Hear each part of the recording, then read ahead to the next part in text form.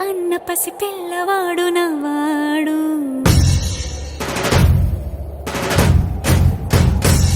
విడుముండోడు అని ఊరు వాడ అనుకున్న గాని మహారాజు నాకు నవ్వాడు.